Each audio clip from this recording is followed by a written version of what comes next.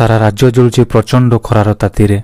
आज राज्यर उत्तप्त सहर भाव सोनपुर ठारे आज 43.8 डिग्री दिन में तापमात्रा रेकर्ड करा जायछि। ताती प्रतियोगितार द्वितीय स्थान रही राजधानी भुवनेश्वर। आज राजधानी भुवनेश्वर तापमात्रा 43 डिग्री अतिक्रम कर 43.3 डिग्री पहुंची। अनुगुण में तापमात्रा 43 डिग्री अतिक्रम कर 43.1 डिग्री आज पहुंची। आज राज्यर 28 सहर तापमात्रा 40 डिग्री बा ताठार अधिक रही। 8 सहर तापमात्रा 42 डिग्री उपरे रही बेले तातीर कलबल संपूर्ण ओडिशा को क्षत बेक्षत करुछे। अन्यपटे एप्रिल शेष सुधा तातीर त्राही मिलिबार संभावना नहीं बोली एक प्रकार स्पष्ट कर दैछि आंचलिक पाणीपाग विभाग। आसंता काली ठारू ओडिशार ताती आहुरी उग्र रूप नेब एवं आसंता 3 दिन पर्यंत राज्य में ग्रीष्म प्रभाव जनित हिट वेल वार्निंग जारी करा जायछि। पाणीपाग विभाग कहिछि जे आसंता 26-27 तारिख दिन पर्यंत सोनपुर, बौद्ध, बलांगीर, मयूरभंज, कलाहांडी, कटक, भुवनेश्वर और अन्य केतेक जिले में तापमात्रा हिट वेव वार्निंग जारी करा जायछि। एही समय